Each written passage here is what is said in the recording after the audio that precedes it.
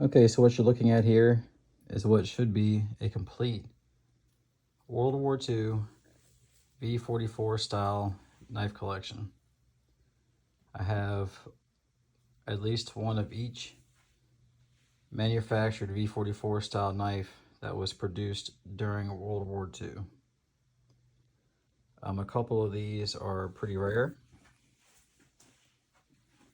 and I don't know how many people were able to do the same thing and get a complete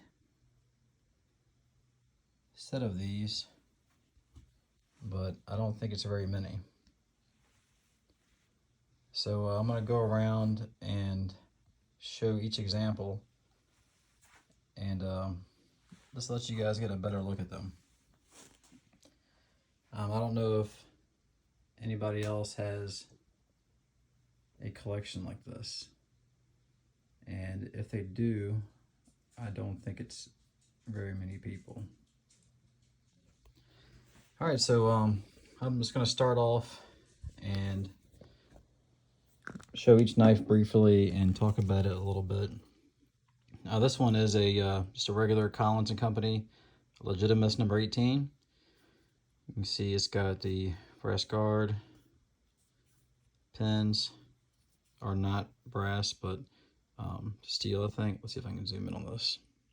It's got 3 notches carved in it, and who knows what that's for.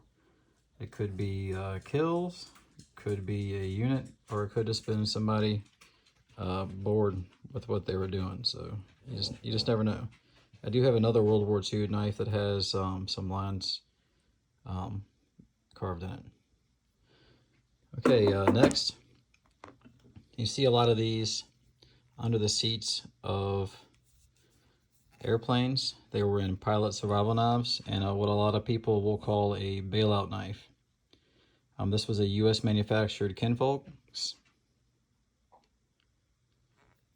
A little bit different than some of the others. Kind of a blocky handle.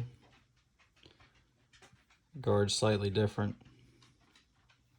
And here's the sheath for that one. You can see there's some wear where it was carried.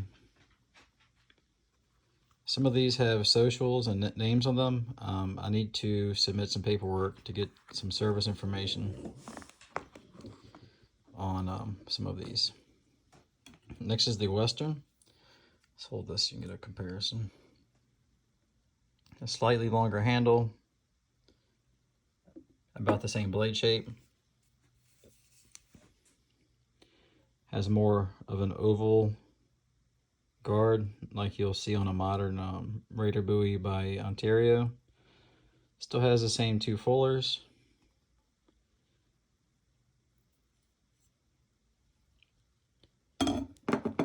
Here's the sheath for that one.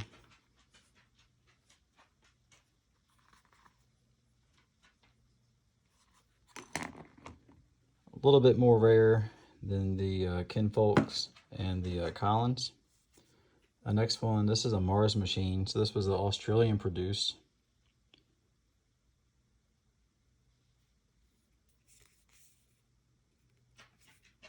And this was part of the Roger Ballard collection. In one of my other videos, I did identify the sheath.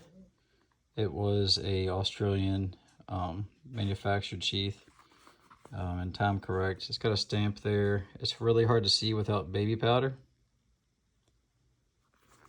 And here's the, I just got cut on that. And there's the, see, Roger Ballard.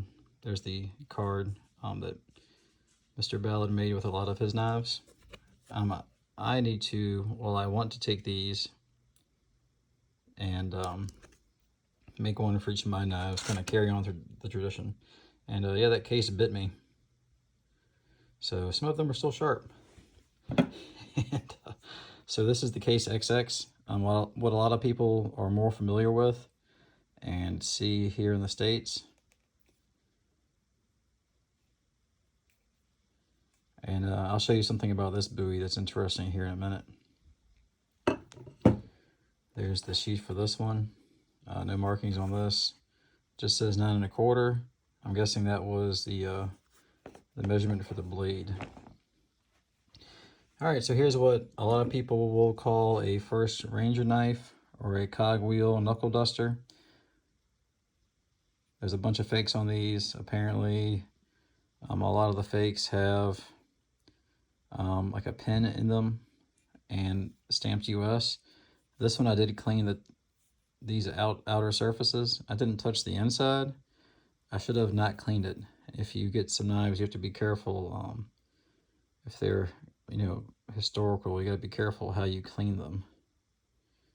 But some of these you'll see with a Legitimus or like a case blade molded into the brass. And there's some aluminum ones out there too. This is the sheath for that. If anybody does think this is a fake and recognizes the sheath or country of origin, let me know. So this one is a Collins Legitimus. The reason I got this one is because it has the theater material, theater knife made material. If you see these colors on any knives you pick up, it probably was made in World War II. They used a lot of scrap material to make knife scales, and there was a ton of knives made in World War II in theater. So this is a rehandle. I've seen Sweetheart rehandles and a couple other stag ones and different ones. This was the only one that I saw that was stacked. It has copper and plexiglass. I forgot the name for this material, but it's pretty much plexiglass off of a windshields and stuff from like downed aircraft or wrecked aircraft. So I did pick this one up because it had been rehandled and it looked like it had been done in theater. This one has a nice handle on it. It's not as sturdy. Some of these are twisting side to side, but it has a little more space. It was a good idea. So that was kind of a cool one. The sheath was kind of interesting. It has aluminum. It looks like buffalo skin. Aluminum backing. So this knife, this is a Chindit. So some of the Chindit blades were, some were a little bit longer than some of the other V-44s, like the Collins and the Case. These are pretty rare. Some are 1/4 inch and some are more thin. This one was either cleaned or maybe could be a replica. So whenever you get into World War II knives, you do have to be careful how much you spend in buying potential replicas. I was told this was out of a Australian guy's personal collection, and it does have the soldering and a lot of other measurements that match up on some information that I was able to find out of a few books. But this is an example of a Chindit from Burma area with it was British troops, Indian troops fighting on the Western Front, fighting the Japanese. I think this was a Boyd sheath that I got with it, and got a good price on this guy, but it does fit in there. All right, this is an original. This one is definitely legitimate. This is a Chindit buoy that's had the back guard broken off. Some guys did this on purpose, and or they were bending them up and broke them instead of just bending them. This is one that I acquired recently, and this one is legit. This is not a reproduction or anything. And from the books I was able to find, this is a correct sheath for that knife. And it's a really nice sheath, quality leather. They did a really good job on this. And here is a Chindit patch also.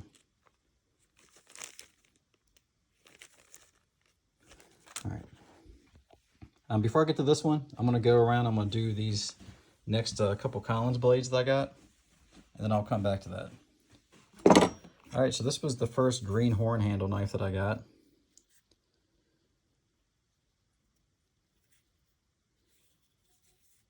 So this knife has initials on it. So that was kind of cool. It's another Collins Legitimus number 18. And these are like 1/8 thick blades. Not as thick as some people might think they might be, but these were supposed to be more of a machete, not really like a big heavy bowie.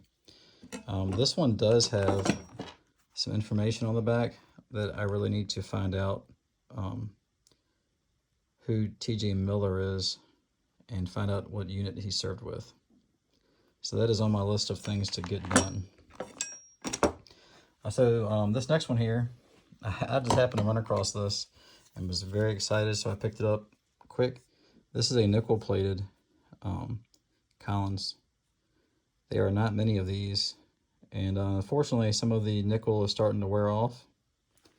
So you compare this to the brass guard, but it does have some nickel still on some of the pins.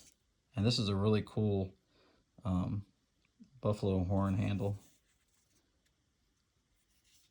And this was found, I believe, in Vermont in an old lady's shed. That's where the guy got it from. So a lot of these sheaths would fold over and guys would cut them off and resell them. This is the sheath that came with it. It's a pretty cool looking sheath. And not many of these. So if you see a nickel plated Collins and you can pick it up for a good price, you might want to. Here's another Collins that I got. This one is connected to a Marine. I was able to find his gravestone and, you know, ID him and kind of see some units he was with. I forgot to see if those initials were connected to the actual individual's name on the sheath.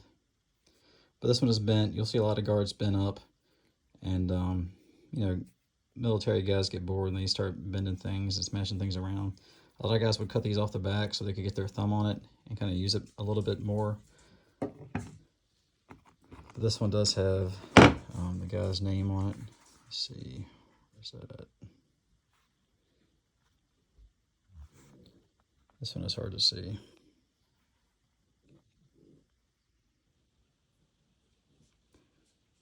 Can't see it very well, but I was able to get the name off of there. I did get it clearly in some of my other videos, but it is on there if you want to find out whose name it is.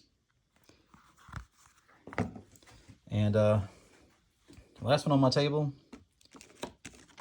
is another Roger Ballard knife.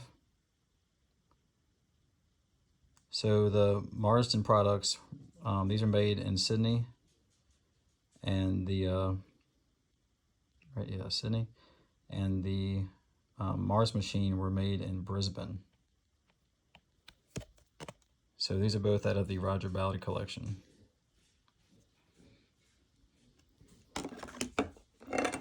This one is stamped. It's a little worn off. Let's see, where is that stamp? This one is stamped. That one kind of has a different, let's see if I can compare it. I don't know if it's been reshaped or anything, but the blade shape is slightly different. You can see there's some hammering done. So guys use stuff like this for hammers, for 10 sticks or whatever, because that's, you know, it could have been the only thing they had. So this one was used as a hammer. That's the Marsden, from another one from Australia. All right, last knife. Oh, I didn't show you the sheath. This one also has a name on it. I think this one was hard to see. Yeah, there it is.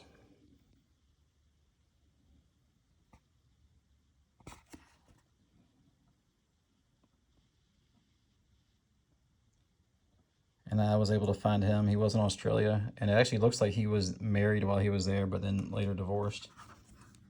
All right, this was the hardest one to get.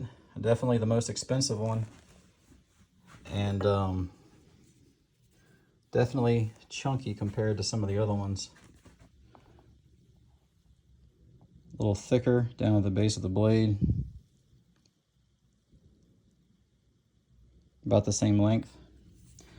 Now, you've heard of Carlson's Raiders. So, Evan Carlson, he did order 1,000 of these for the second Raiders Battalion. But these were also made for many other people. They were made for bailout survival knives. But his son ordered these for the 1st Raider Battalion, 21st Marines. And they were together during World War II. These were made in New Zealand. There's no stamps. The company was called Goddard, and it later became Victory Knives. The Marine examples of these had OD green painted handles. These were later, they also had a bunch made for the New Zealand Air Force, and the blades were a little different in length, the grind height, and shaped a little bit differently on the handle, but basically the same cast handle. And something interesting, these were basically a cast copy of the case buoy, the case XX. You see it's pretty close, a little bit bigger. So I don't have a name attached to this. I wish I did, but these were only made for the 1st Raider Battalion. So it is definitely connected to, you know, the 1st Raider Battalion, and not just a random era production knife. So the sheath on this, apparently guys would get coral and stuff and put them, let me see if I can zoom in. We put coral or something off the beach and dangle them from their sheaths. To me, this doesn't look like a New Zealand production. To me, this looks like somebody made it. Maybe they didn't like how the knife was hanging on their belt, or their other sheath got messed up. But that's the sheath that I got with this New Zealand 1st Raider knife here. All right, guys, so that's my collection. And please, if you guys have information on these, put them down in the comments. If I got something wrong, correct me. I hope you guys enjoyed it. I know there aren't very many videos like this on the internet. So I'm just trying to show you guys what's out there. And last thing before I go,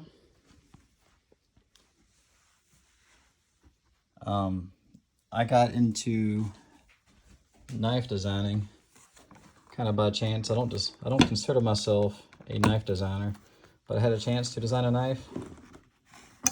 So, you know, of course, you know, I took that opportunity, and I decided to do it.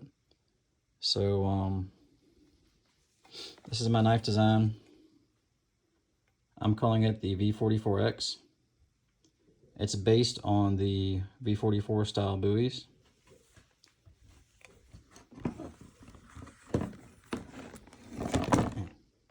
Need more hands.